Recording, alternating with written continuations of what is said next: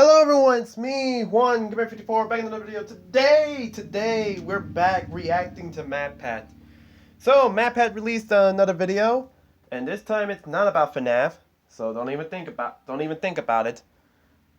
And it's basically the Never-Ending Nightmare. That's the title of the video, and it's tackling the Bunny Graveyard. If you guys don't know what the Bunny Graveyard is, it's basically a new indie video game on the block. You play as a glove. I hope that's what they're called. But yeah, you basically are a glove, and you're trying to get your way back. And yeah, you're going to see some heinous acts committed to your fellow glove mates. So yeah, that's pretty much all I have to say. So yeah, let's get into it. Let's get to the video. Make sure you like the video and subscribe if you like it.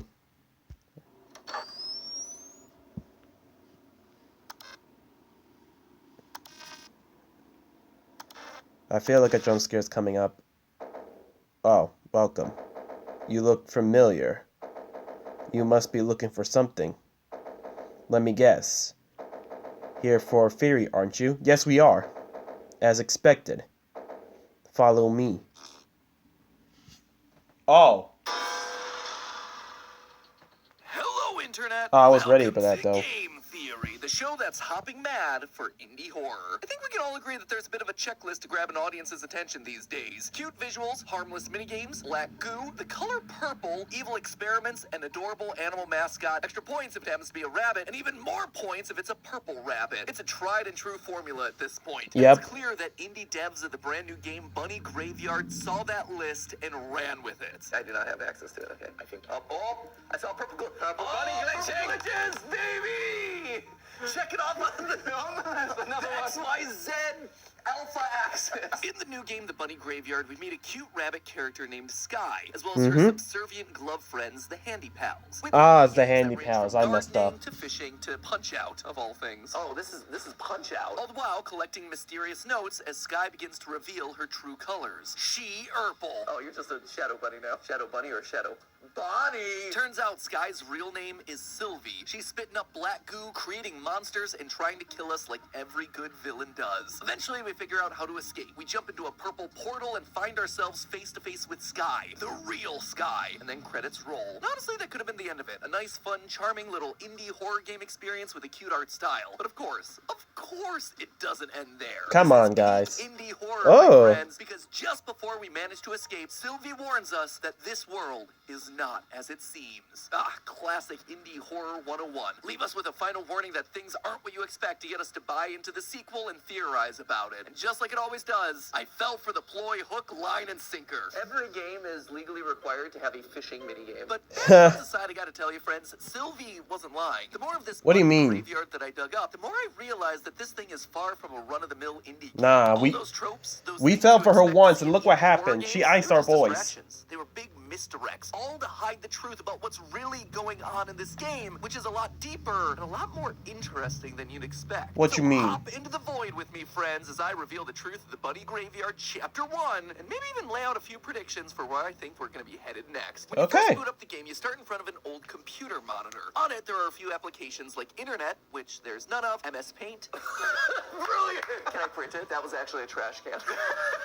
Damn it. We also have what appears to be a heart monitor tracking two characters. A bunny with a heart eye and another with a circle eye. I'm gonna put a pin in the orange guy for now, but I think it's pretty clear that the heart bunny is Sky, the one we meet at the end of the game, because, well, look at her. She's got a heart over her eye. It is not very difficult to put two and two together there, friends. Dang. On Engine Games' official website, we actually get character descriptions, and Skies tells us that she's, quote, a young bunny who lost her eye in a traumatizing incident that she seems to have forgotten about. Maybe this system is designed to monitor her health. Maybe she's in a coma before we arrive at her door. It's possible, but we need to go a bit deeper to maybe figure out the truth that here. Sky is not the actual Sky, like parallel worlds. Given that we're monitoring bunnies on this computer, it only makes sense for us to click on the last main icon icon on the screen that's just that, a bunny. Except we don't seem to have access to it. But when has that ever stopped a gamer before? So I just kept on clicking until something happened when I finally had to chase a manta ray, I think? It's kind of hard to tell, but regardless of what it is, I think it's a that butterfly. Sequence, a purple crack in the screen releases a white light. The next thing we know, our cursor looks a little different, more expressive. Less like a normal computer character and more like a character in a game. We then fall into a new world. But you'll notice, just before we land, we're asked to pick a game to play. Our option is Bunny Garden, but Bunny Garden isn't the game we're playing. This whole time, I've been calling it the Bunny Graveyard, and that's the game that I have on Steam, so why is the title here different? Well, it's because when the purple void opened up in the computer, the cursor wasn't the only thing that got sucked in, we got sucked in with it. The white light actually passes beyond the screen, filling the whole image, and now there's no screen dividing us. We're trapped inside the video game as the cursor character. A character as a glove. Everyone seems to comment on the fact that we don't look like the other handy pals, which means that everyone is unaware that this is a computer game. Everyone, that is, except for our evil purple bunny friend, Sylvie. Well, she's shocked when we're first introduced to her. She never once brings up the fact that we're different. In fact, she actively treats us like we're perfectly normal. That's great. It makes me so happy to see little hands like you hanging out around here. Not only that, but during the fishing minigame, Sylvie slips and almost spills the beans on who we truly are. Nelson, you go with the cursor? Didn't know. Yeah, cursor. Does Sky know that we're in a video game? Oh no. Glove. Yeah, you go with the white glove. And when we do get into her house, we learn that she isn't just aware of who we are, but she's actively converting people that come into this world into her little handy pals, stopping them from ever reaching the portal that we use at the end of the game to escape, which is why she's able to tell us that this world isn't what you think it is. When we do go through the portal at the end of the game, though, we find ourselves in a new location, but we're still a cursor, which at first confused me, because aren't we in the real world now? Didn't we escape from the game? But then I thought back to that opening menu. We were asked to pick a game, and we chose Bunny Garden. But if you look, you can actually scroll to the side and pick other options. Or you would if the DLC was out. But what then's behind that game selection screen? A purple void. Just like the one that we traveled through alright. at the end of the game. We may have escaped the Bunny Garden, but all we did was manage... So, essentially, the DLCs, or I guess the other chapters, are going to be like different games altogether?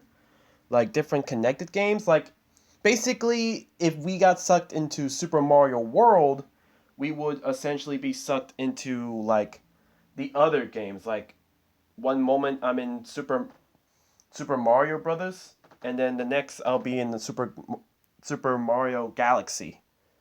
If that makes sense. But, yeah, I'm thinking he's going to say something like that.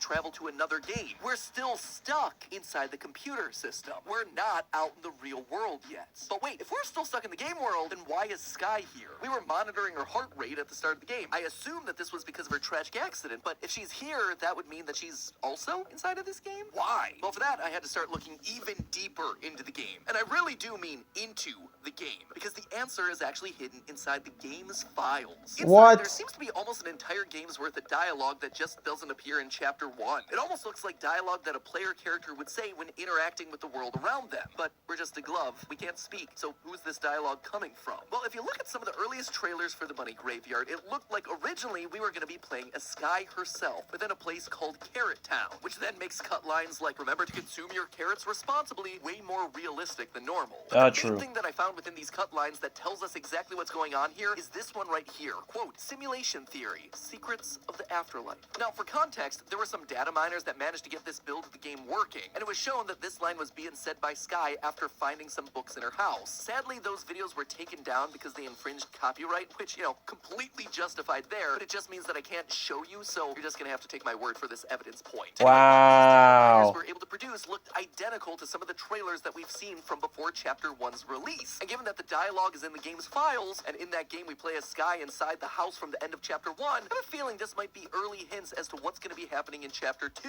Now, for those of you...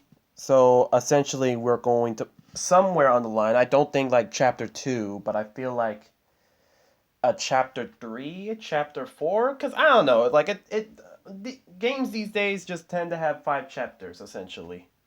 So, I'm thinking maybe Chapter 3, Chapter 4, maybe? We're probably going to get a chapter where we play as Sylvie and play her tragic event. If that makes sense, yeah. who aren't aware, simulation theory is the idea that our universe, including all planets, galaxies, and life forms, are part of a simulation. It's like the Matrix, except with rabbits. Someone in Sky's world has become suspicious of the same thing that we've figured out, that they might be living inside a computer. But it's oh, come on. I was like this computer. But it's that second bit that really stood out to me. Secrets of the afterlife. Why would whoever's looking into that being inside of a simulation also be looking into what happens bringing when back die? Unless that's exactly why they're in the simulation to begin with. What if Sky isn't in a coma or recovering from some tragic accident, but instead she died in that accident, and her remaining consciousness was uploaded into the system in order to keep her alive in some form? Suddenly, the name of this game makes complete sense. Bunny Graveyard. We're sucked into a computer that is literally the graveyard for dead bunnies like Sky, being kept alive in a new digital form. And thanks to the teaser released by P-Show Games a year before its release, titled 4/1/1992, I think we have ourselves a date for when this incident began. April 1st, 1992. Although, I suppose it could be the 4th of January, 1992, because the developers are Cuban, and in Cuba they actually do day, month, year for their calendar dates. But either way, it is 1992 for certain, which was over 2 decades ago at this point, which itself might explain why there are so many cobwebs around. Cobwebs, we've got to clean this off. But this incident didn't just involve one rabbit, remember? At the start of the game, we saw 2 heart monitors, one for Sky and one for someone else. If we want to get the full picture here, we're going to need to figure out who this other bunny is. And to do that, I'm going to need you to prove that you aren't also in a simulation by hitting that subscribe button. You gotta be kidding me. You ain't gonna trick me like that, MatPat. Come on. Where if I say subscribe to the channel, the subscribe button should glow or sparkle for you for some reason. And then if you actually hit the button at that point, it like explodes. I'm not 100% sure. It has not worked on any of my devices. I don't know what my problem is, but hey, if you're subscribed to the channel already, unsubscribe and then re-hit subscribe just so you can get that little burst of dopamine. And if you're not subscribed to the channel, hit it anyway, because hey, well, that subscribe button gave you a little burst of dopamine. This channel will give you a big burst of dopamine every single week with our amazing episodes. Anyway, let's go talk about that mysterious other rabbit, shall we? The mysterious character that we only know by one letter, C. Throughout the course of the game, you find a handful of notes written by a mysterious character called C. The notes themselves don't really tell us anything important. It's just someone like... Okay, look, I remember keeping count of how much I pause. I pause like 3 times right now. But anyways, C. I've been around the indie scene for a while now, so I've been watching it for the longest while trying to make my stuff, so... I'm thinking C could be a brother to Sky. I think that's what I'm thinking about. I wouldn't be... And what was that other bunny's name? Okay, I know it was another bunny, and I'm not trying to say who... Like... what he's all about, because I really highly suggest you play Bunny Graveyard. It's really good. I feel like our box boy would probably fit him, because he's also a bunny. Like, come on, I look at him and he has bunny ears. That guy has to be a bunny. Boxy gotta be a bunny. But anyways, I feel like he could be it. No, he couldn't be, right? He couldn't, because...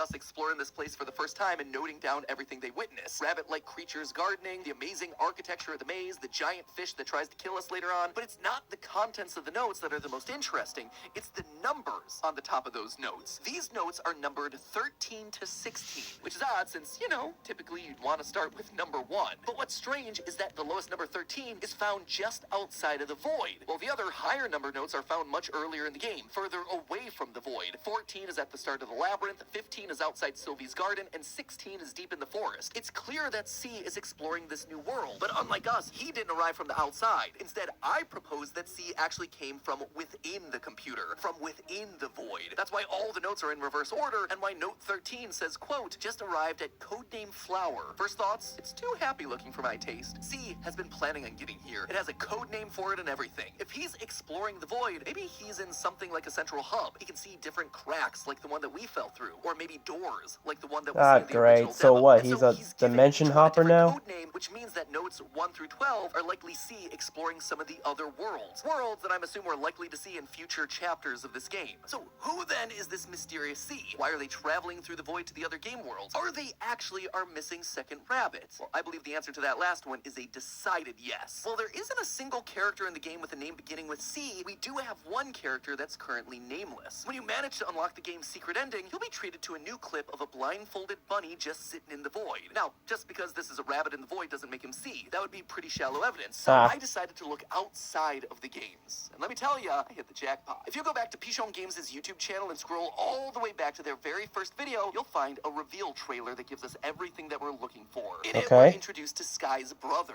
a grumpy-looking rabbit. I don't. Sounds pretty familiar, right? But then we get the linchpin. Sky calls out his name, Claudio, a name that starts with that all-important letter C. Claudio is our mysterious missing bunny, and the one who's traveling from game to game, leaving notes behind for us. I didn't know that. I didn't know that. I just assumed that there was gonna be a brother, but I thought it was gonna be my boy Boxy.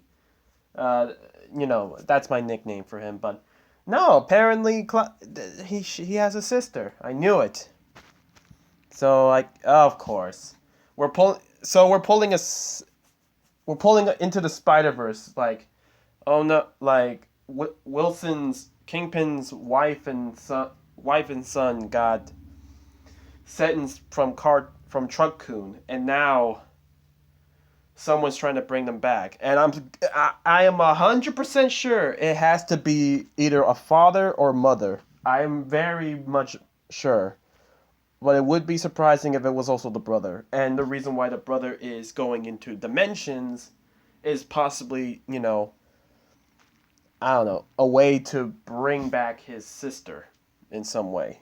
I feel like that's the case. The void to begin with. Let's just say he's not exactly the kindest of brothers, going so far as to call his sister Sky a one-eyed freak, which, as we learned earlier, happened during a tragic accident. So, way to kick someone while they're down there, dude. But after he does this, while he lies in the bed sleeping, a familiar black goo makes its way up his bed, grabs him, and then Claudio vanishes. And it was this moment where suddenly everything clicked into place. This single clip told me everything that I needed to know about Sylvie and her motivations. All the villainous things that Sylvie's been doing, making Sky's mean brother disappear, sucking people that come looking for Sky into the game and trapping them there, even dressing up as Sky and killing anyone that gets too close. It's all to do one thing: protect Sky. That's right, in classic game theory fashion, the villain is the good guy all along. If you were trying to keep something really valuable on your computer, would you leave it completely unprotected? No, you'd set up firewalls, safety protocols, passwords, something to make sure that no one could get to it, mess with it, or delete it entirely. Call me crazy, but I think that would be doubly true for keeping a digital consciousness alive. And that is what I believe Sylvie to be. Because while I've been calling her Sylvie this entire time, in the credits, we see something slightly different. It's definitely still Sylvie, but it's written as S1LV13. That, my friends, is elite speak and very reminiscent of computer code. She is a safety protocol, a program that's okay. I thought she was going to be the mother.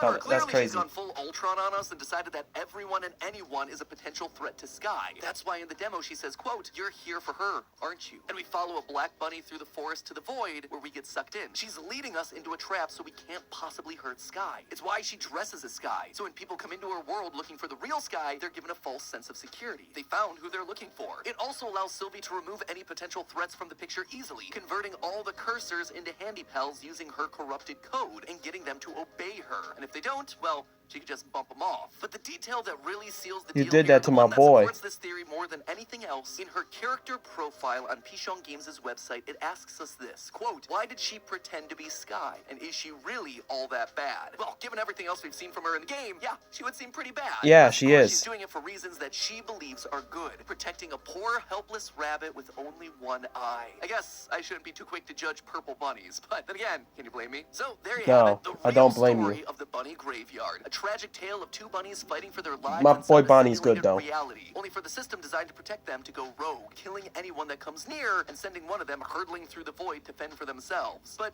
now that we've escaped and woken up Sky, I have a feeling Sylvia is going to be pretty mad about that. Oh yeah, crazy true. She already was. Things are only going to get more dangerous from here. In some sneak peeks, we've already seen more black bunny creatures, much bigger and more terrifying than Sylvie appeared in Chapter 1. But there's also what I can only imagine is the evolved version of the glove spider monsters from Chapter 1, now having tied up other bunnies from this world. Presumably everyone that Sylvie saw as a threat to Sky. And maybe, just maybe, when we, the brave little cursor, find our way out of the simulation and back to reality, we can take Sky and Claudio with us, allowing them to live the lives that they never got to have. We just gotta hope that their overprotective security program doesn't manage to follow us through. But hey, oh yeah, it would have been just a theory. Big Chungus. Alright guys, that's gonna be the video. Thank you guys so much for watching. I really am excited for the next chapter for it. I really am excited for the next chapter of Bunny Graveyard. Bunny Graveyard. I mean, it's great sometimes having new indie games. But anyways, guys, thank you guys so much for watching. I'll see you guys next time.